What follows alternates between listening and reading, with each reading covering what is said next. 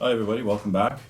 Dave Forrest here. I'm going to be continuing the work that we started last time on the Brummbar here, and as you can see, I've moved on to the camo stage, where the last time we put down the base yellow color and we modulated it, and since then I've worked on putting in some of the camo colors, the red, brown, and the green, as you can see here. So I haven't done the whole thing, so I want to show you how I put down the camo colors, and we'll also look at doing some modulation.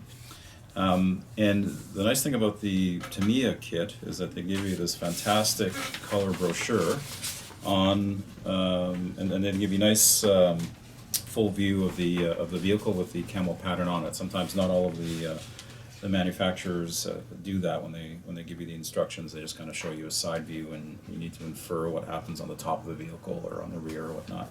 But here they give you a nice full view, so perfect. This is all done freehand, so I didn't use any masks. And the reason for that is you can see here, it doesn't look to be a very hard edge camo. It looks fairly soft, so I figured just to do it freehand would be fine. If you wanted to do a hard edge, you could use masks. There's a bunch of different companies that are after product manufacturers that make masks, like J-Works and whatnot. Or you could use there's a product called Panzer Putty, which is kind of a putty you roll up, and you can make little strings and put them on the vehicle according to the camouflage pattern and use that. Or you can use blue tack, which is what I use a lot of the time. But for this particular case, I decided just to go freehand, and we'll show you how to do that. You'll also notice that I've masked off the sides, the running gear. Well, I don't have the running gear on there right now, but I've masked off the sides, and the reason for that is from the color profiles here. The camouflage is basically only from the fenders on up on the vehicle, so we've masked it off to prevent any overspray. We still have our bottom that we've left in primer red, and I've masked off the front here. I haven't done anything here, but I can kind of control that by just the angle of the airbrush. So we're gonna, as I mentioned last time, we're gonna leave that red in place, just as an interesting feature. And then we're just gonna, for today's episode, we're just gonna continue doing the camouflaging, and I'll show you how to modulate that a little bit. So I'll get some paints mixed up, and we'll start going. Still using the carrying on with the Mission Model brand of paints, and this time we're going to be using MMP 12 012, which is the rock brown. We're going to be using MMP 009, which is the olive green. And for the modulation, I'm going to be lightening them with the light neutral tan, which is MMP 006. We're going to continue to use their thinner slash reducer, they call it, which is MMA 003. You need to use this stuff with their paints. I haven't done a full experimentation with other thinners, but I didn't have very good results with the leveling thinner. That kind of gunks up the paint, so don't use that. Use their stuff. And I've also got the polyurethane mix additive, which acts as a bit of a hardener, so it increases the durability of the paint, which will serve us well in later phases when we're weathering and streaking and putting the pigments and whatnot on there, filters and whatnot. And it also acts as a bit of a leveler, so I always throw a few drops of this when I'm mixing. So I've got my mixing cups here, so I remembered to bring these this week. These are plastic shot glasses that I got from our local dollar store. And I've got some frog tape here, which is kind of like it's very similar to the Tamiya, the Tamiya masking tape that you get. But I get this at a Home Depot here in the Toronto area.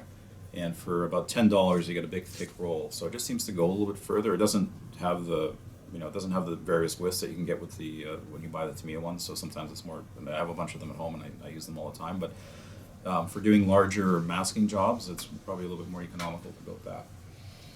So we'll get some paints mixed up in the old airbrush here, and we'll start applying some of the camo for you. Okay, so I've got some paint mixed up some olive green paint mixed up in my cup here, and what we're going to do is we're going to continue this olive green swath here. And again, if we look at the map, the diagram here, actually we're doing this piece here. right? So we'll do this. It'll come down over the grill in the back, and then come down through the where the jack block is, or the jack is here. So I'll turn on the compressor, and again I'm shooting at about 25 psi. So I got a pair. I get these real estate pamphlets at my house all the time, and they're great for just spraying paint onto, just checking the airbrush and all that. So again, this is I'm using my HP CS. This is a 0.3 needle. It's a great airbrush for all types of applications. I use this for everything, for applying primer, for doing fine work like this. It's just very, very versatile. I find the 0.3 size is perfect. So what we're going to do here is we're just going to carry on, and if I look at my diagram on the back here, we'll kind of start bringing this thing. So I'm just building up the color very lightly. You can see that.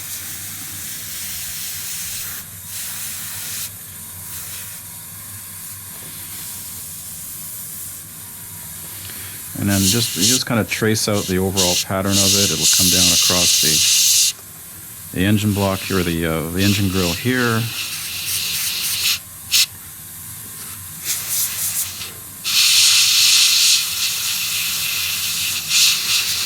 And then start coming down the sides and through this area here. So you can see. Now, a comment about this.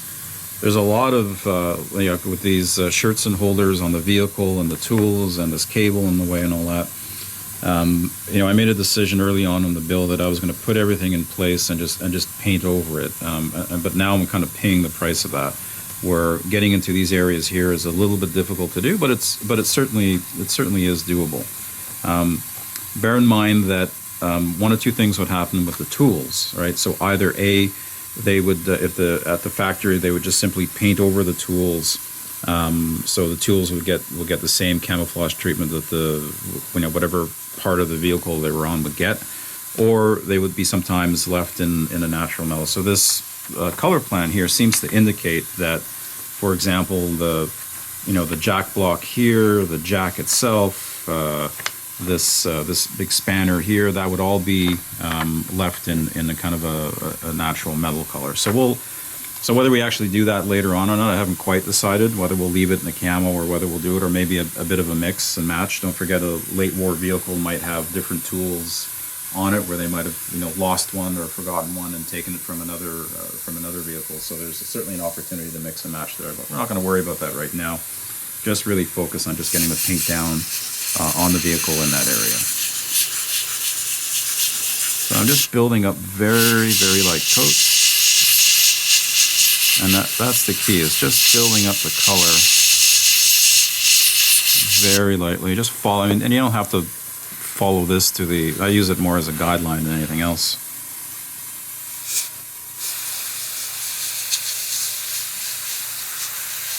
Just build it up.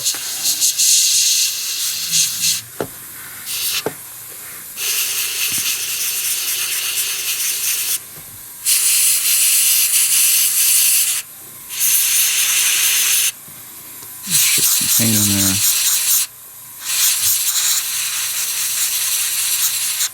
And again, if you're building up light, you're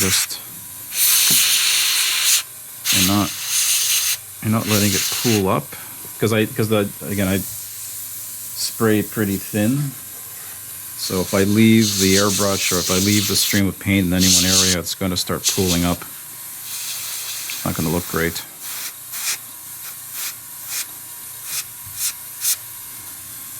So here, we'll just catch the tip of this antenna holder. Might as well spray that a little bit in there. So you can see what I've done. So I've made a mistake, right? So I've actually got some splatter here. So let it dry, because of it'll dry pretty flat because of the leveling properties of the additive. So I'm not going to worry about that too much. I'll come back and spray over that and fix that later.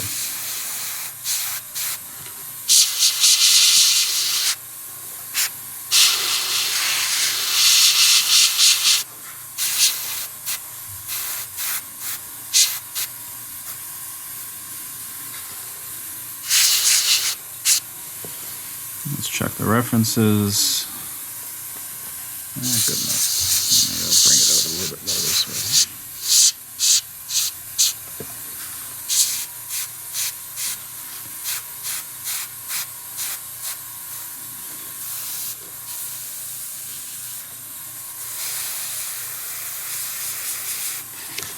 So now that splash is probably dried. Looks pretty dry, so now we can get after it.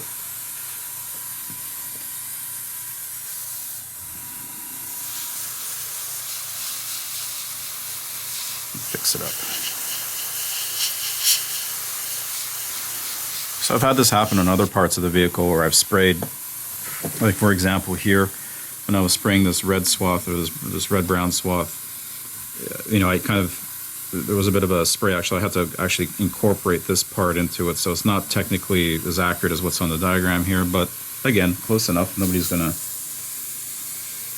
Nobody but me will know, and now all of you, I guess, but not a big deal. Not a big deal at all.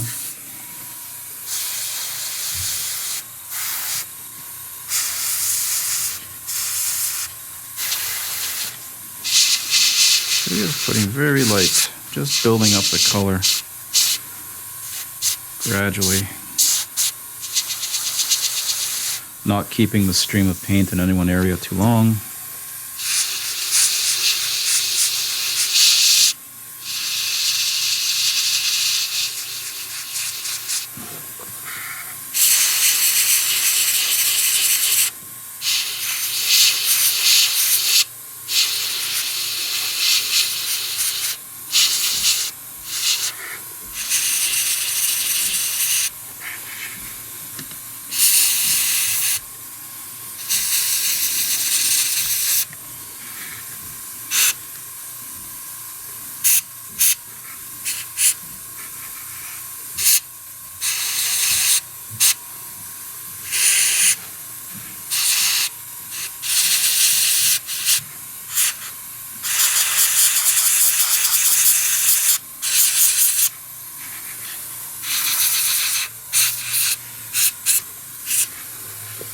So just trying to get little light layers of paint in there, building up the color gradually. I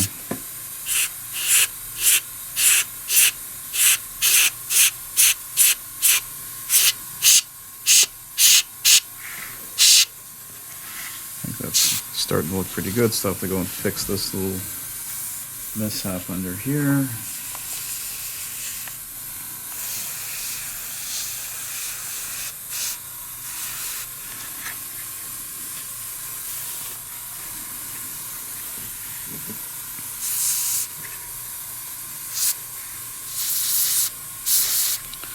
You know what, we're going to incorporate the whole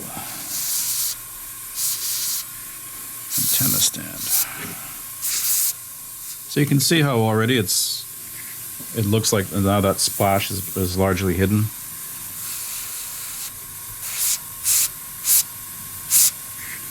Not a big deal. Like Dave says, it's hobby time. It's not work time. It's not stress time.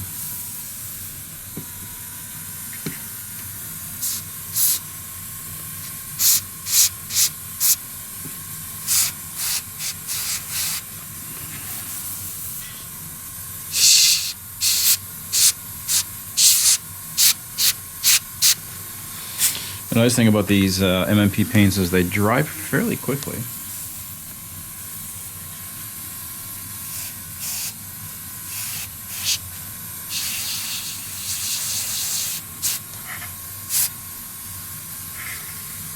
You can get these paints at your local hobby store. I picked up all mine here at Hornet Hobbies. A lot of places are selling them now.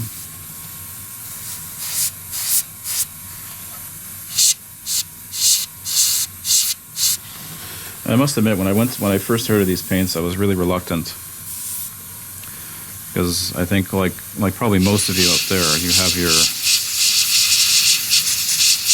have your favorite paints. Mine were the Tamiya and the Gunsy paints with the leveling thinner, and even the Vallejo and the MIG and the AK acrylic vinyl paints. They thin great with the acrylic or the the Gunsey leveling thinner.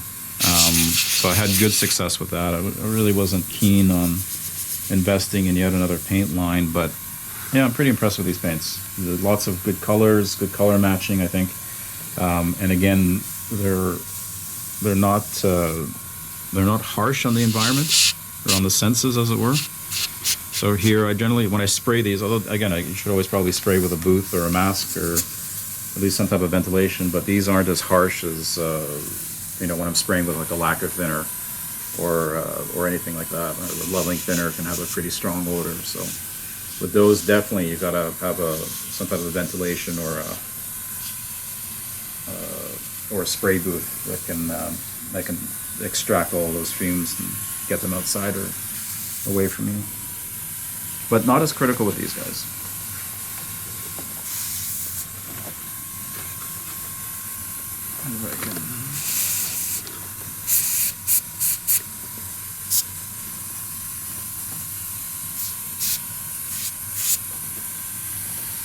So you can see we've gotten this swath here.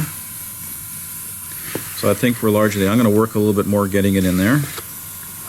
But I think for all intents and purposes, we're pretty much done.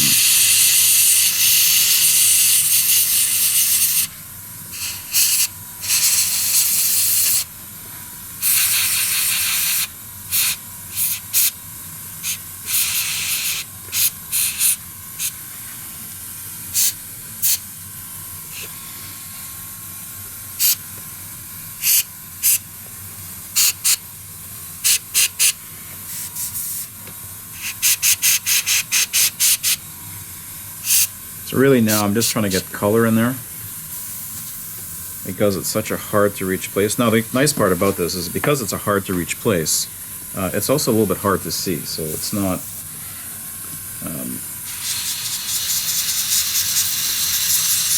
you're not going to notice that maybe there's a little bit more yellow showing than would be otherwise. And again, if these things were painted in the field, especially towards the end of the war, would they take off the tools? Would they leave them on? If it's field painted, I think their first priority would just be to get some color on there. I don't think they care about doing too neat a job. So when you're painting a vehicle, you kind of have to think of those things too, right? And they can kind of play in your favor, or they can maybe let you, like I am here, let you get away with kind of doing a half-assed job and trying to get color in there just because of where everything is, right? But you just keep working at it.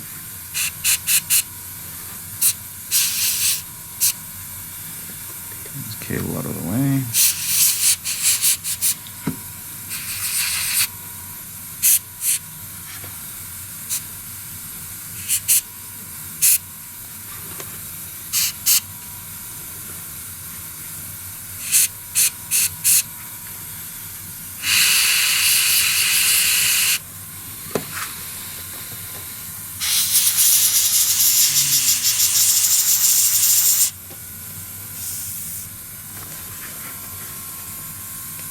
So I think we're good on that one. Let's see, what other ones haven't we done?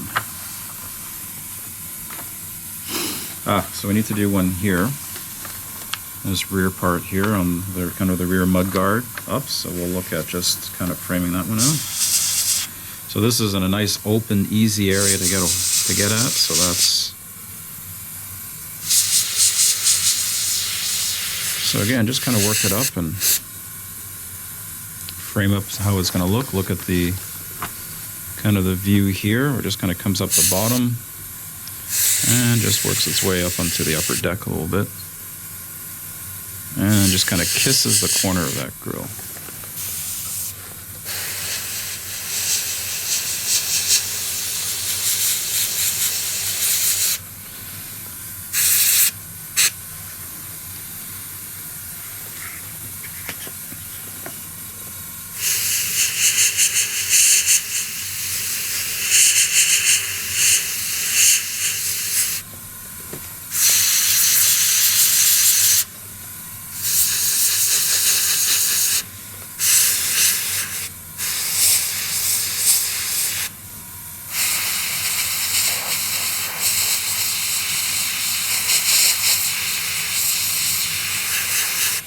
So you see how he's just building up the color, just gradually. Looks awful at first, but then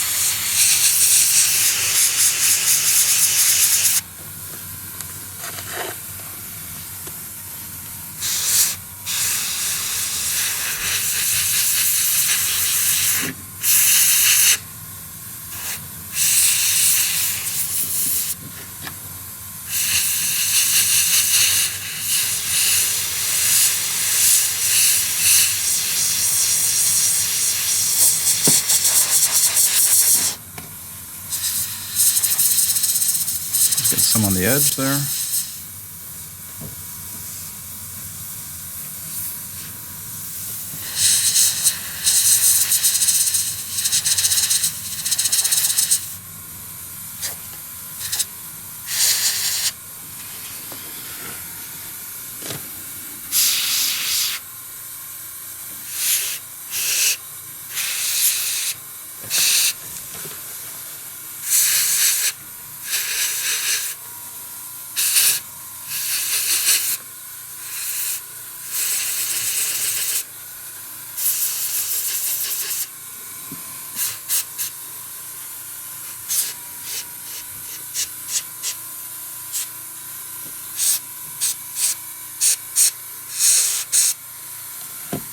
So I'd say we're pretty much done on that one.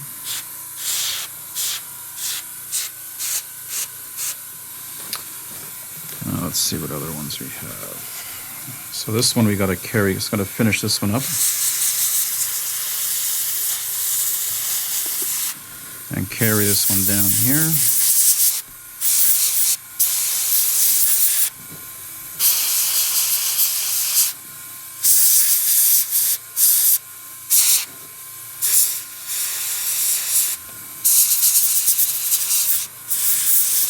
And again, this is one of those kind of awkward areas to get at. Well, awkward, not as awkward as what we have to do with the jack there, but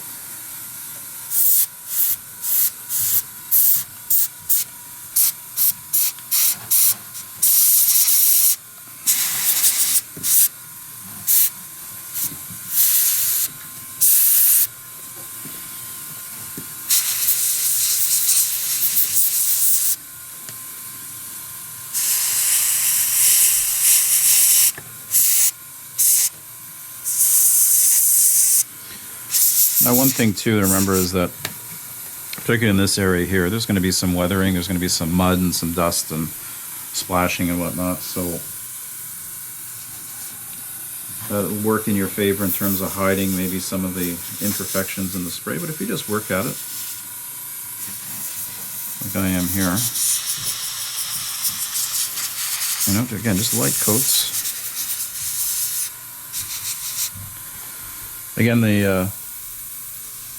you know, the maintenance team or the painters that be working on this in real life, when they were spraying it, they'd have the same type of issues too, all these little irregular shapes with their spray guns. They'd have some challenges too. Doesn't make the job any easier, but maybe you feel a little bit better about doing it, having to fight through it. Now for the muffler, I'm not going to get too fussed with getting color on the muffler because we're going to rust that up nice and good. So don't worry about that too much.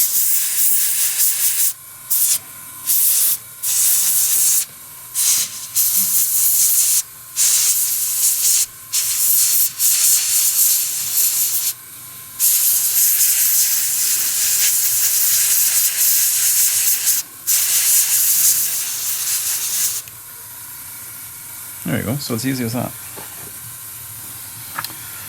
So what I'm going to do is I'm going to finish up applying some of the greens. So now you've seen how it's kind of a boring thing to watch after a while, but now we'll look at doing some modulation. And the modulation is actually a lot easier and a lot less precise. So once you get your base colors down from the camo, things get easier from that point on. And I'll show you in just a couple of minutes. Okay. So now that we've got the base colors on, or the base camo colors on, now we're going to start modulating them. And for the olive green, so I use this basically out of the bottle, as it were. And for the base color, now to lighten it up, I did a couple of things. So I added some of the light neutral tan, the MMP 006 that we talked about earlier, and then I found that I was a little bit too chalky, so I added a drop of the MMP 018, which is the Grün, pardon my German, which is RAL 6001, which I think is another late war color they use in some armor. So just to give it a little bit of to bring a little bit of the bright green back. So just literally a drop of each in there, and then I added a little bit more thinner and another drop of mix additive to level it out and spray it. So what we're going to do now is we're just going to kind of spray on some of the highlighted areas, and what we're going to do is we're going to follow the pattern of the modulation that was used on the base yellow. So the last video, we spent a lot of time, the whole video was really dedicated to getting the base color on there and modulating that, and then we're going to use that to kind of guide where we put the lighter color of paint on the vehicle so that it's all fairly consistent, right? Again, you're kind of simulating the way light would fall on the vehicle in real life. So not all of the base camo colors are on. I'm not going to do it on camera because I'm sure it's once you see how to do a couple of swaths, you get what you need out of it. I'll do the rest off, but for the pieces or for the parts of the vehicle that are camouflaged, do have that base color camo on there, we'll do a little bit of modulation, and you'll see how easy it is. Okay.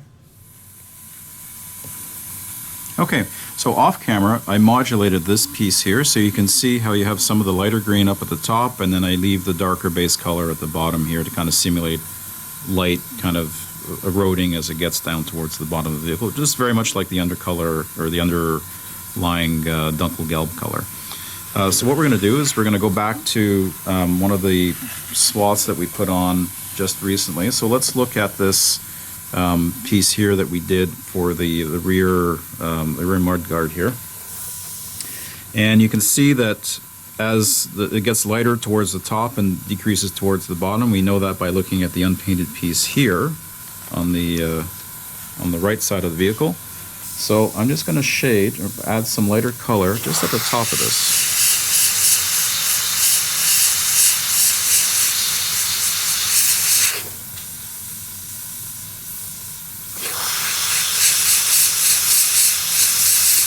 So you can see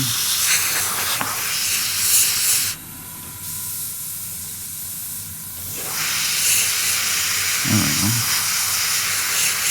Just get it on the top, and then just don't take it all the way down, just kind of feather it in.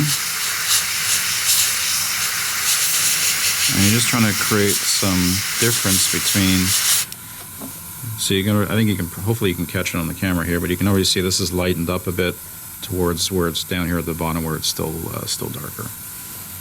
So we'll lighten up the top of the vehicle here too.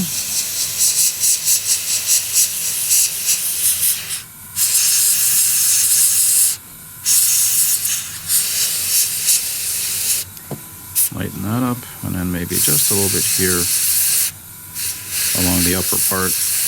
Again, just where the light, again, light would typically tend to decrease as you get closer to the bottom of the vehicle.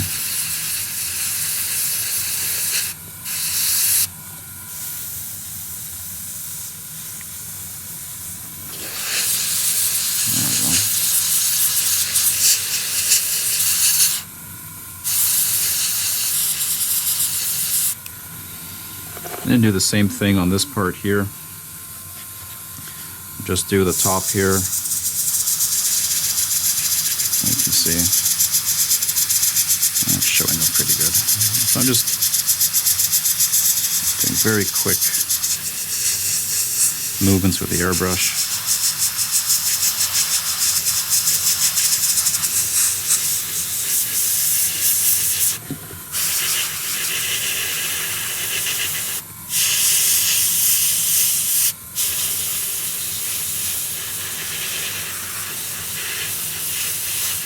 Now these colors to the purist might seem that they're a little bit exaggerated, a little bit lighter than they would be. A lot of people will just kind of paint their vehicles to this point and stop.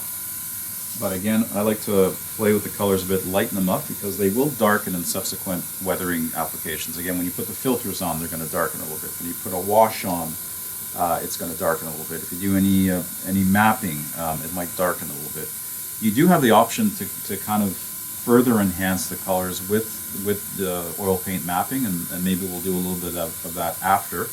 I think the next step after we finish doing the modulation here will maybe to get a filter on this. And then at that point, if we see that maybe the colors aren't popping as much as we'd like, or maybe some areas are a little bit too bright, then we can look at maybe doing something with oil paints to correct those little deficiencies. Just again to add some variation. Modulating is a lot more difficult to do on a multi-cammed vehicle, and you can see why, right? Because you've got to worry about modulating every single different color that's on there, and frankly, sometimes maybe it's not worth doing. Certainly on a single color vehicle, I think you need to modulate. Otherwise, it just looks like it just sucks all the light out of the room. So I think for a single like the Sherman that we did. I think one of the future builds maybe we'll do like a Panzer Gray vehicle, we'll modulate that. But for the multicam, it's a little bit, you lose a little bit of it because there's more color on the vehicle by virtue of having the different camouflage colors on there. But I do think that it's worth the investment in doing, and I think it will pay off in terms of, it gets that, it's another layer of visual interest on the vehicle that you get. I'll continue to modulate this. I don't know that I'm not exactly 100% sure where it's going to wind up at the end, but I think there will be a noticeable difference, and I think it's going to be worth the investment that we're doing. So I'm just going to carry on modulating here. I'll get off my little soapbox, carry on spraying.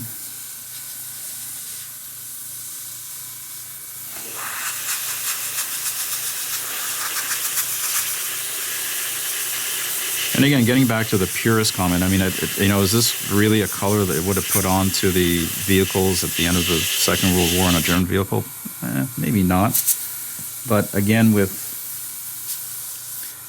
weathering, with the effect of the sun, with the different quality and batches of paints, Olive Drab was famous for that, right? Where depending on what factory you got and what batch from that same factory, you might get a slightly different tint of paint.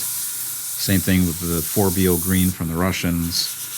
I'm sure that as supplies dwindled and life became harder for the German war effort at the end of the war because of all of the bombing and territory they were losing and whatnot, I don't think attention to quality of the paints was their first and foremost priority. So I think that gives you a little bit of room for artistic license. When there's a lot of this is really, in my mind anyways, is artistic license. So I'm sure some folks out there would disagree with me violently, but to each their own.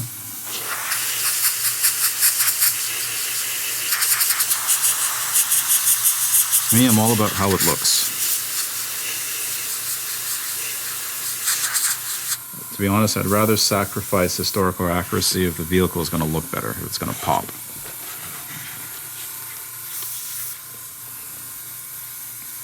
So we'll just hit the top of this cover for the exhaust outlet.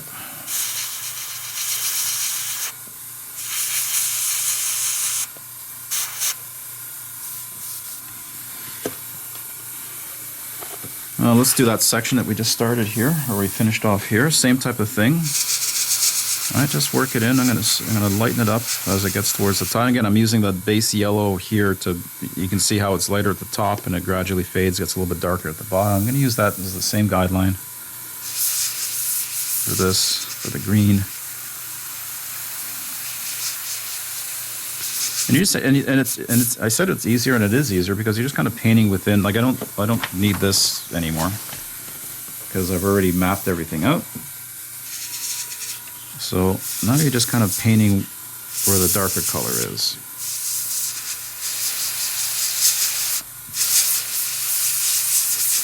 And this creates a bit of a visual interest.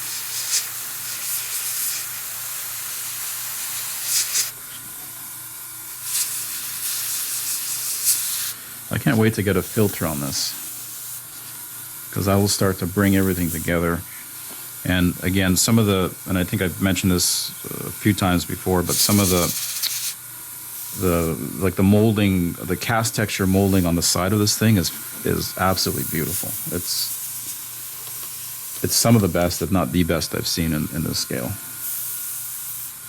So it'll be interesting to see what all of those weather effects, with the streaking, with the filters, what some of the washes are going to do. Maybe if we do any oil paint mapping on it, how that texture is going to pick that up and, you know, just add further visual interest.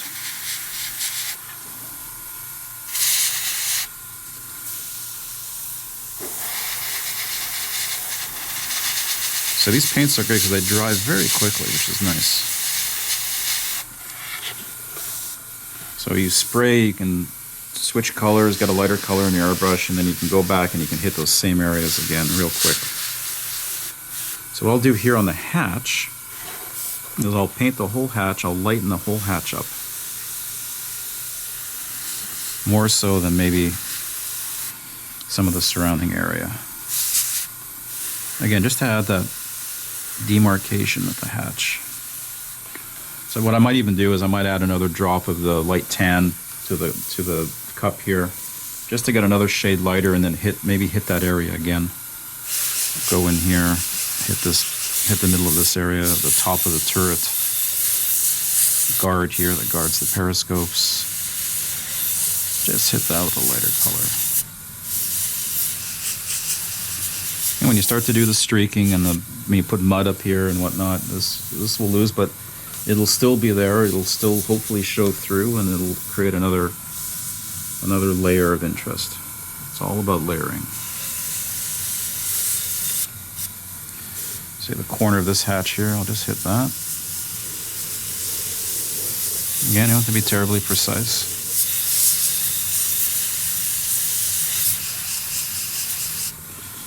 Back here. I might actually come back and widen the swath out a little bit with the base color. So I won't get to that. I'll continue back here. Maybe here a little bit. Bring that down. Here a little bit. I kind of did this off camera already. Here a little bit.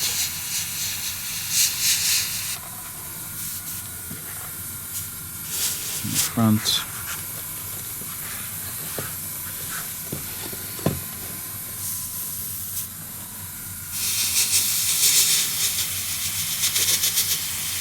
Right, just creating some variation in the tone.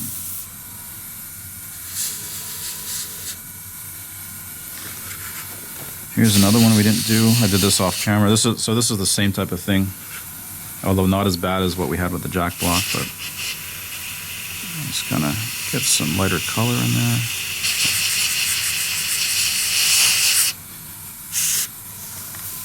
Just gives a bit of a different take. The reason why I put tape on here is because the plan shows me that there's no color for whatever reason. I guess maybe they when they were painting the vehicle, they got under this. So I just taped this off so I wouldn't get paint on the guards. Now, mind you, there are going to be some shirts in here that we're going to put. We'll deal with that in another episode, but that'll, you know, that can also help hide some of the sins that you make, or some of the mistakes that you make here with the paint job. Strategic placement of shirts in.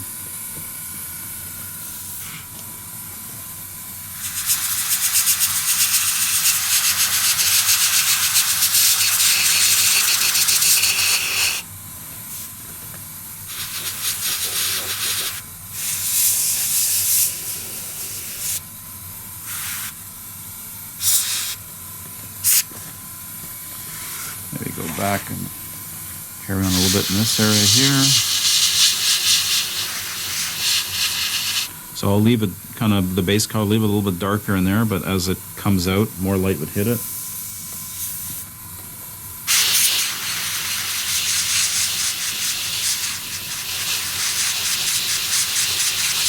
Right.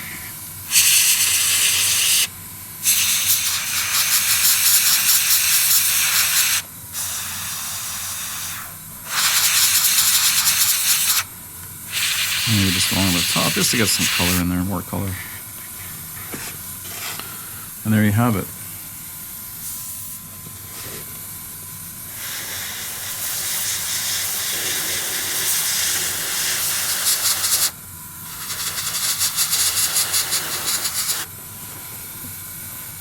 So you can see just a hint variation, right? A little bit lighter up here, darker as you get down towards the bottom of the vehicle. So I haven't really touched anything down here. I don't think I will. Leave that the base color. So off camera, I'll finish up the green. Maybe what I'll do is I'll mix up a little bit of the lighter color of the red brown, and we'll do the same type of thing, but on some of the red brown portions of the vehicle.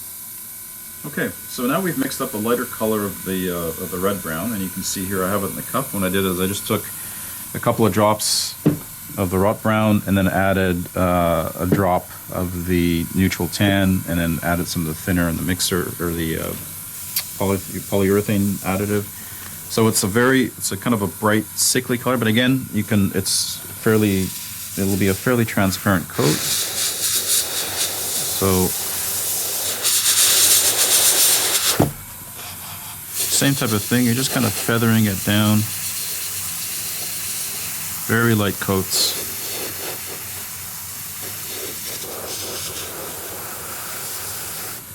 You know, maybe I might paint this little supporting strip up here, maybe because that would sit a little bit higher, maybe make that a little bit lighter.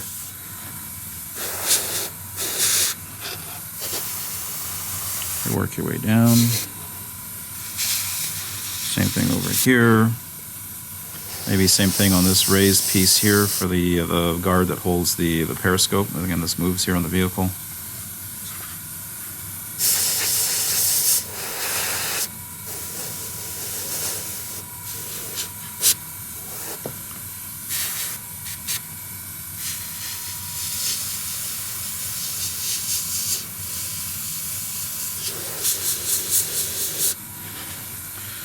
Maybe just a little bit here on the top. Again, just where things would naturally catch light, fade a little bit.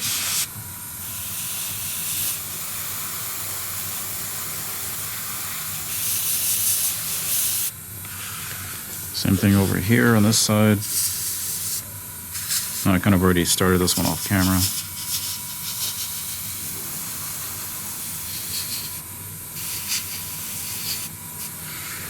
Now over here, we haven't done anything here, so we'll just kind of work our way out from this corner. So again, you see how easy it is. Just a light transparent coat. Here I'll just work, I won't do the whole thing, and then up here, just to give a bit of a variation.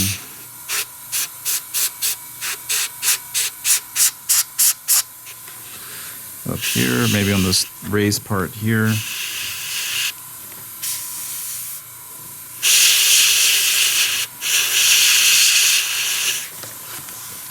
And then same thing here, just kind of feather it down.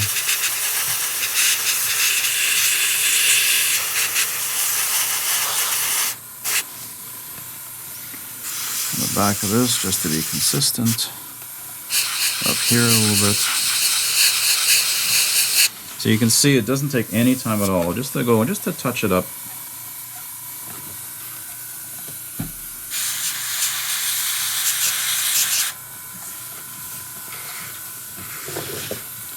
Maybe the top of the light here. This a little bit, maybe just the top, just the upper portion of the mudguard here. Just to give it a little bit of variation.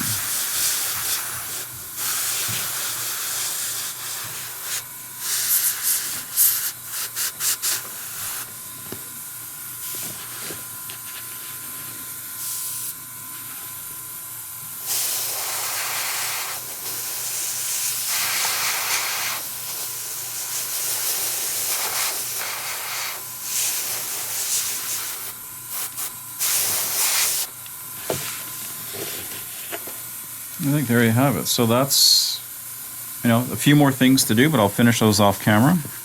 But that's how the modulation will look. And what we'll do for next time is I think we'll be at a position where we'll start to put a filter on this. And then we'll show some of the, what I want to do with some of the shirts in here, the side skirts, is take some from different vehicles. So maybe put, you know, like use one that has a similar camouflage pattern to this, and then another one that has a completely different camouflage pattern from another vehicle, kind of mix and match. Maybe do some chipping, some hairspray effect, maybe even one with a bit of a whitewash on it, just to add some interest. So there's all kinds of neat things we can do here with this vehicle from a finishing standpoint. So I think next time we'll focus on doing the filters. So the next time you see it, it'll be all the paint will be, all the camo will be on it. It'll all be modulated, just as we've done here. Follow the same steps with the same mixes of paint, and then we'll get on to doing filters and some of the weathering. So until then, take care and be safe.